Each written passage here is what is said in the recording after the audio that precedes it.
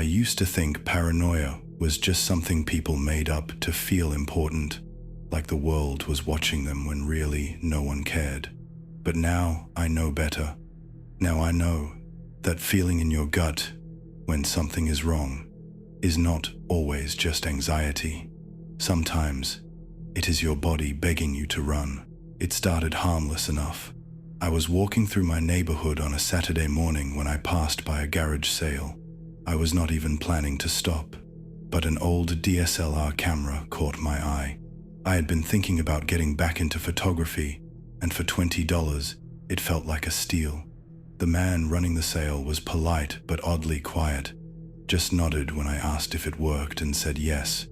No smile, no small talk. I took it home, charged the battery, and out of curiosity, decided to check the SD card that was still inside. There were hundreds of photos. At first, I thought they were test shots or maybe the previous owner's portfolio, but then I saw myself.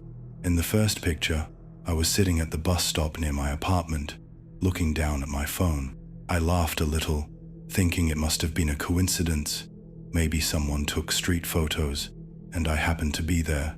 Then came more pictures. Me jogging in the park. Me walking home with groceries. Me sitting at the coffee shop reading a book. Always from a distance. Always when I thought I was alone. The laugh died in my throat. My fingers felt numb as I clicked through them. The dates on the photos were from the past 2 weeks. Some were taken during the day, others at night. My mind tried to make sense of it. Maybe a mistake. Maybe I dropped in the background of someone's random shots. But deep down, I knew the truth. These were not accidental. Someone had been watching me. I did not sleep that night. I locked all my windows, double-checked the doors, and even wedged a chair under the handle of my bedroom door. I wanted to go to the police. But what would I say? Someone sold me a camera with pictures of me on it? It sounded insane. Still, I could not shake the feeling. So the next morning, I drove to a hardware store and bought new locks. I installed a small security camera by my door and kept all the curtains closed. For a few days, things seemed quiet. No strange noises. No new photos. I forced myself to believe it was over. Maybe the person realized they were being careless and stopped. But on Thursday, I checked the SD card again. I do not know why. Maybe I just needed to be sure. My hands trembled as I opened the folder. There were new pictures. Me cooking in the kitchen. Me brushing my teeth. Me watching a movie. All taken through the windows. One of them was from the bathroom window. I could see myself in the mirror, half-dressed. I threw up in the sink. I could not stay there anymore. I packed a bag that night and went to stay with a friend across town. I did not tell her everything, just that I needed space. She offered to let me stay as long as I needed. I set up the camera again at her place, just in case. A week passed. I felt better. I tried to go back to normal. Then I found the memory card again. This time the photos were worse. Me sleeping in bed, me tossing and turning, one of them taken from the corner of the room, like someone was crouched there all night. I showed my friend. Her face went pale. We called the police. They took everything seriously, came to investigate, checked for signs of forced entry, but nothing. No fingerprints, no broken windows. It was like the person just appeared and disappeared without a trace. That night, I decided I could not take it anymore. I found a new apartment, far away, in a different part of the city. I used a fake name on the lease and never gave out the address, except to my boss. I changed my phone number, deleted all my social media, and got a new laptop.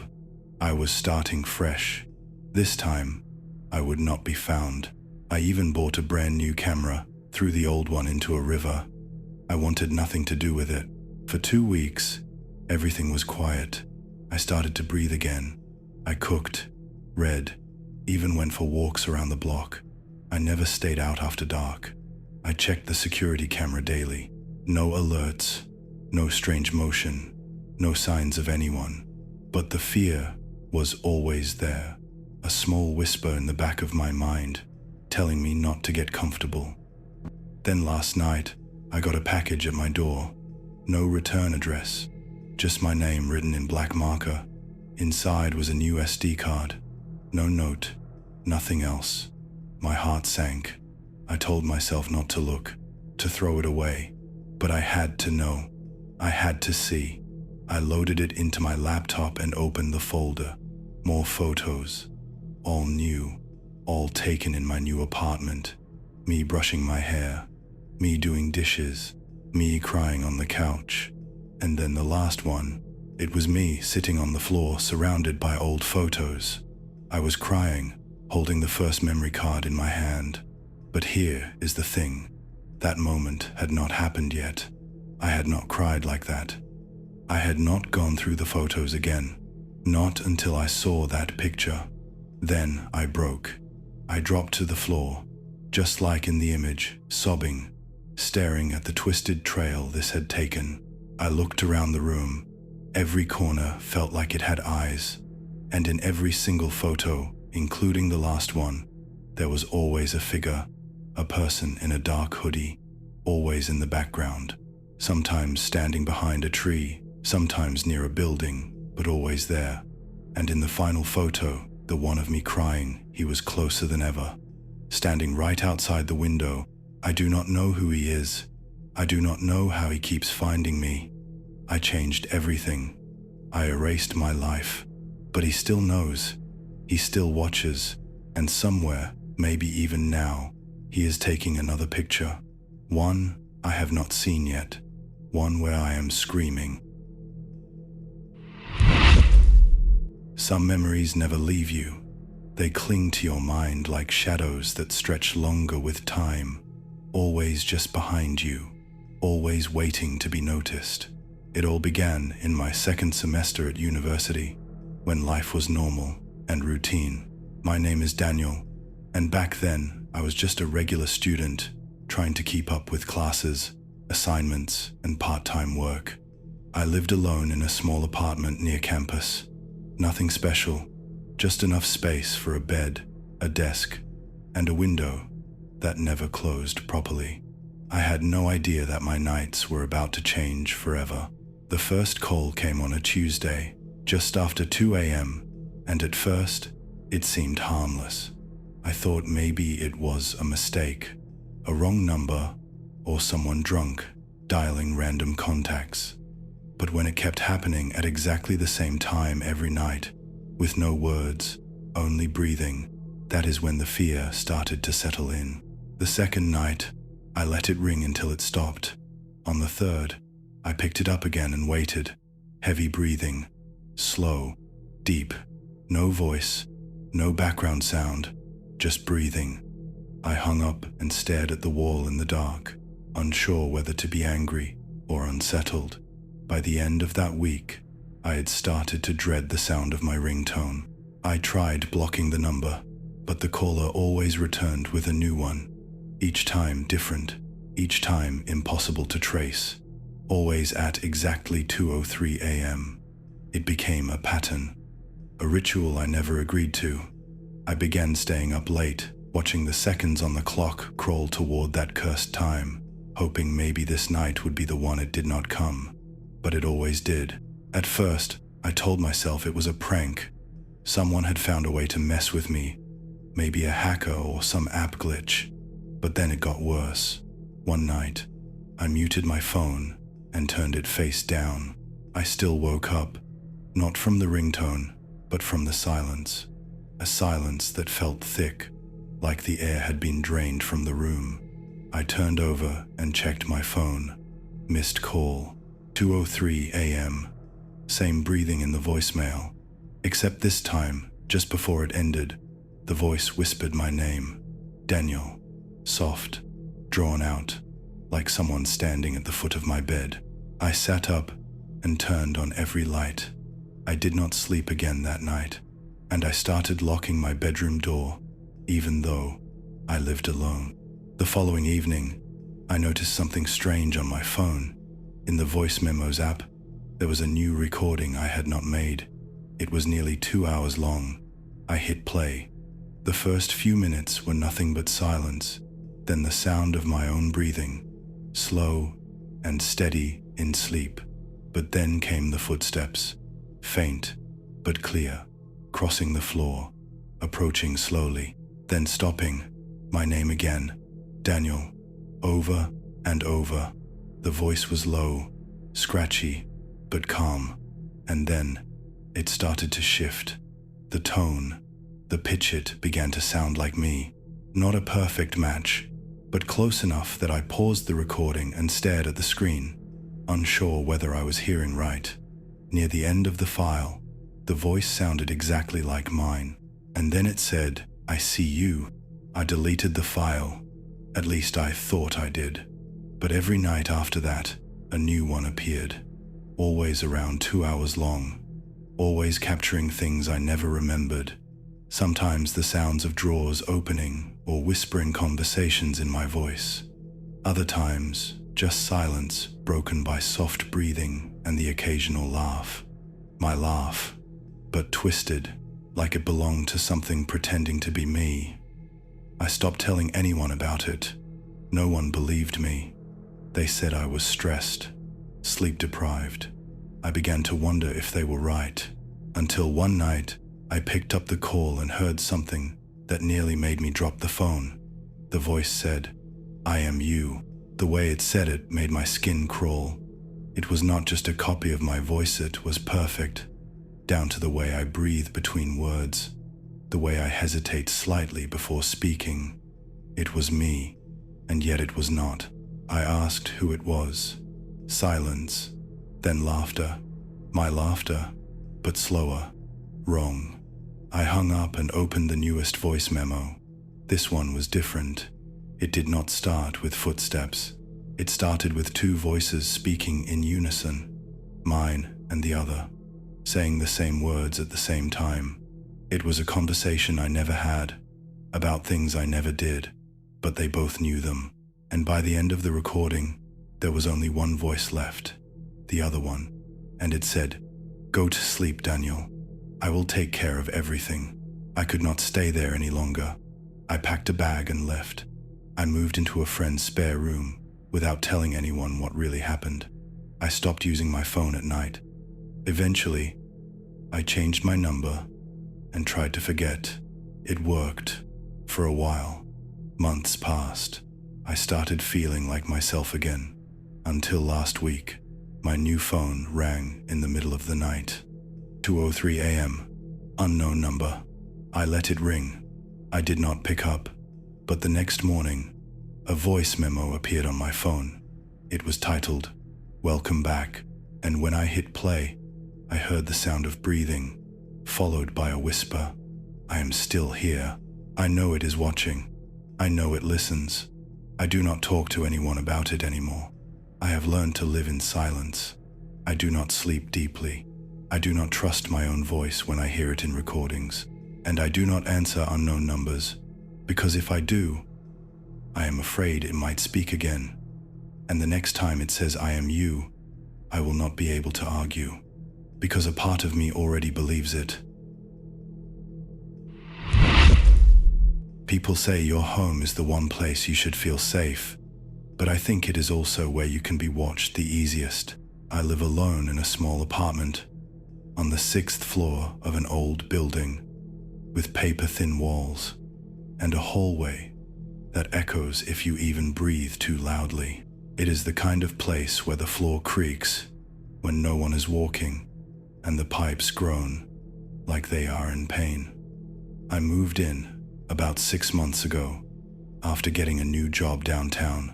The rent was cheap, the building was quiet, and I liked that no one bothered me. I thought I had found peace, a little pocket of silence in a noisy world. I never imagined silence could be terrifying. The first night I heard him was on a Tuesday. I remember because I had just finished watching a boring documentary and was brushing my teeth. I heard footsteps in the hallway, slow, heavy, deliberate. I did not think much of it. People live here. They come and go. But then I heard them stop right outside my door. I turned off the bathroom light and stepped quietly to the entrance. My heart was calm. I was just curious.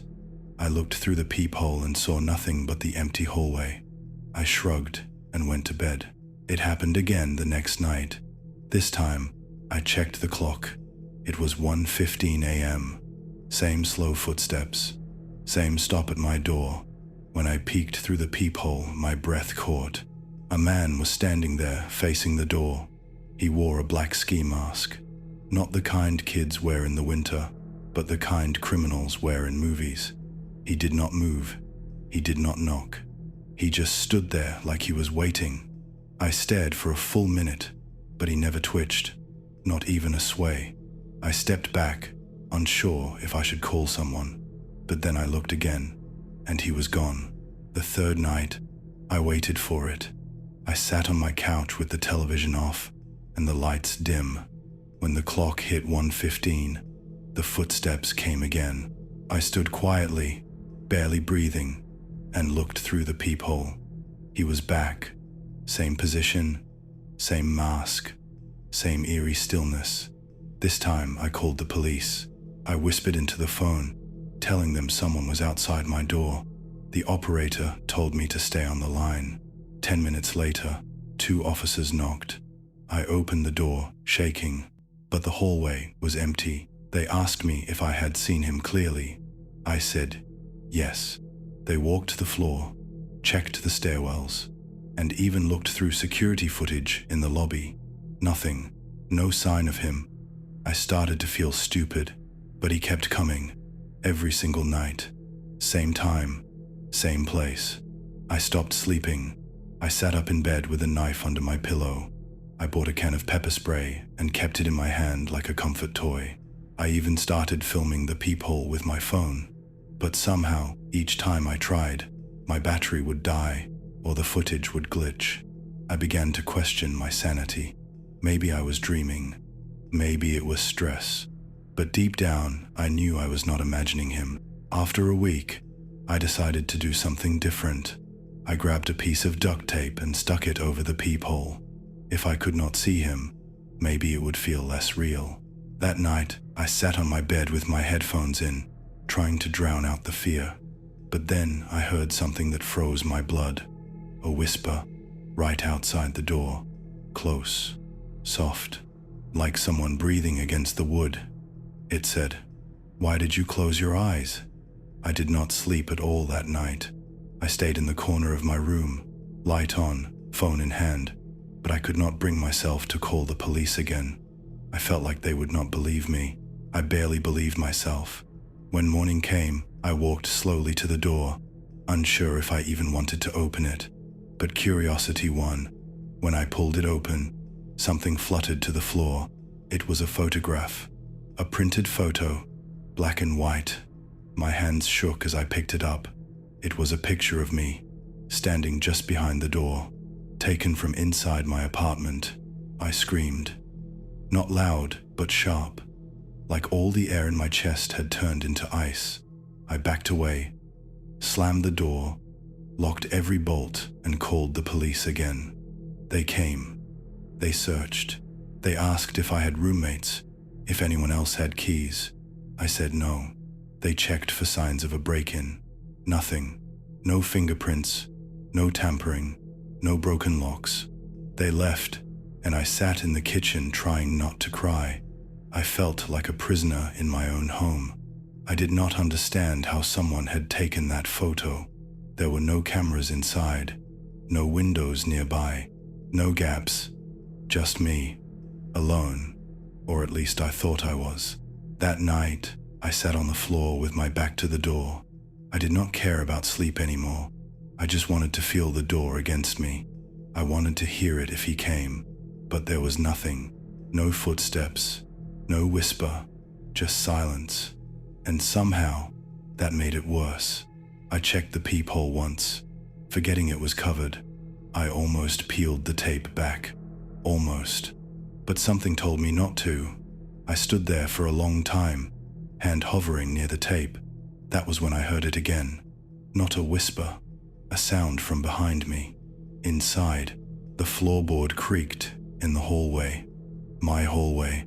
I turned around slowly, my breath caught in my throat. I picked up my phone and turned on the flashlight. I moved toward the noise like a fool in a horror movie. Every step was torture. When I reached the hallway, I saw something that still makes my stomach turn. The tape from the peephole was stuck on the wall. Not the door, the wall. Like someone had peeled it off from the inside and placed it there. I dropped my phone, ran, locked myself in the bathroom, and stayed there until daylight. I moved out the next day. I did not take anything with me, just my wallet, my keys, and the photo. The landlord was confused, but did not ask questions. I found another apartment across town, a newer place, higher security, more people, cameras, bright lights. It has been 4 months. I have not seen him since, but I still check the peephole every night, and I never cover it again, because if he comes back, I want to see him. I want to know. I do not think I will ever feel safe again. Not really. Not after knowing he was already inside, the whole time. I used to think being a Twitch streamer was the safest kind of fame. You sit in your room, talk to people through a screen, and turn video games into money. No crowds, no stalkers, just you and a webcam. My name is Sam, and I stream horror games mostly, the kind with ghosts and jump scares that make people laugh when I scream. It was all fun until one of those ghosts followed me out of the screen. At first, it was nothing, just a weird message in my chat one night. I was playing a game called Midnight Corridor when someone with a blank profile dropped a comment. Timestamp 0 hours 12 minutes and 42 seconds. I am there too. I laughed. I read it aloud to the chat. Everyone joked that it was creepy fan fiction or an ARG. I even replied, "Sure you were, bud. Enjoy the show." I did not think much of it. People say all kinds of weird stuff online. The next day, another message came. A different stream, different timestamp, same message. Timestamp 0 hours 47 minutes and 5 seconds. I am there too. Out of curiosity, I checked. At the timestamp, nothing looked off. Just me playing, background lights low, the glow from my monitor, the usual. But I paused and scanned the background. In the upper corner of the screen, barely visible in the reflection of my window, was something, or someone. It was just a shape, a dark blur like a smudge, but it was too solid to be a trick of the light. I chalked it up to reflection or motion blur. Maybe I left the hallway light on, and the angle caught it weird. The next day, another stream, another timestamp. I am there too. This time, the figure was behind me. In the black screen of my second monitor, you could see a face. Not clear. Just a pale shape, with shadows where eyes should be. I stopped laughing then. I went back through my older streams. Not all of them, just the ones that got these comments. Every single one had something. A shadow in the curtain. A faint shape in the glass of the microwave when I streamed from the kitchen. A blurred outline in the monitor. Always still, always closer. I started feeling paranoid. I turned on all the lights when I streamed, closed the curtains, faced the camera toward the wall to reduce reflections. But the messages kept coming, and the figure kept moving. It was always there, just at the edge. My viewers started noticing. People clipped it, uploaded it. Sam has a ghost became a running joke, but it did not feel like a joke to me. Then one night, my stream went weird. I was live, playing a new game, and suddenly, my screen flickered. The game crashed. OBS glitched, and for a second, my screen turned black. Then it came back, but it was not my face on the screen. It was a feed from a camera. I was looking at my own room, the same room I was sitting in, but from behind the mirror.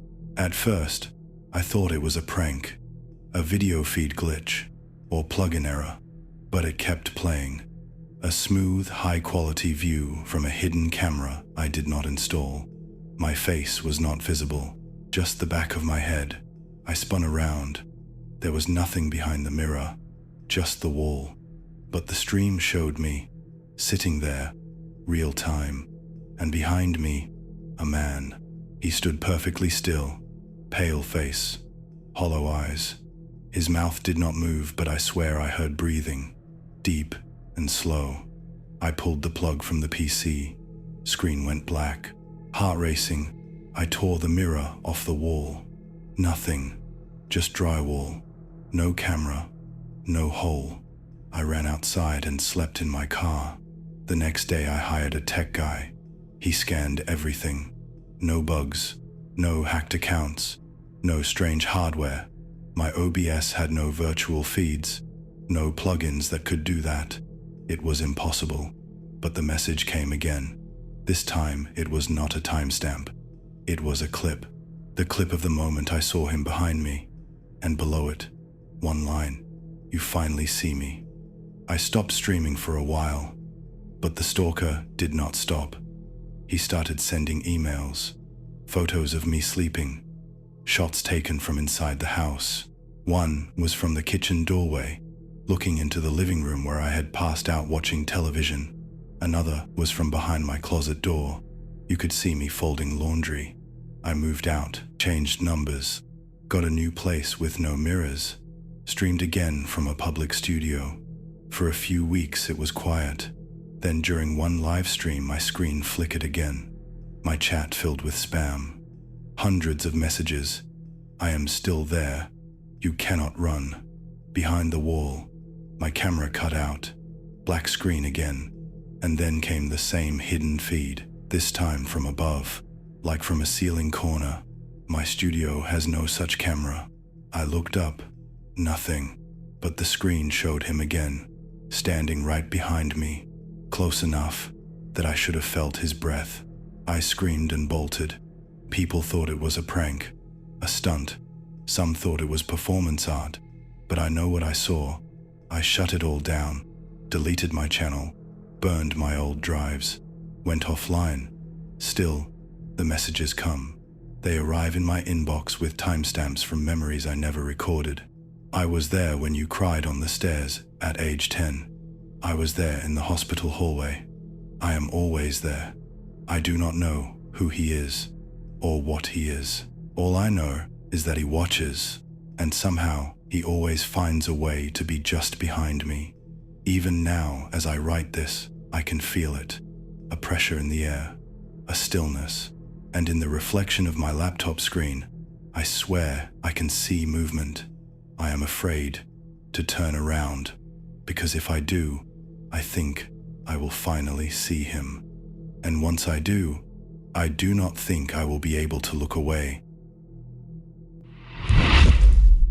It is always quietest just before you realize something is terribly wrong. That is what I remember thinking the first night I moved into the apartment with Jake. We had just gotten married 2 weeks earlier and found this cozy second-floor unit in a quiet neighborhood.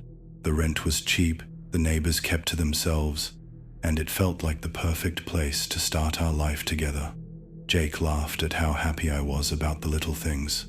A working heater, the way the windows let the sunlight pour in every morning, the creaky wooden floors that reminded me of my grandmother's house. I did not mind the creaking, not at first, but then I began to notice the pattern in the noise. Creaks at night, always around the same time, always below us. A soft tapping, almost like someone knocking on wood, but never loud enough to be alarming. At first, I joked it off.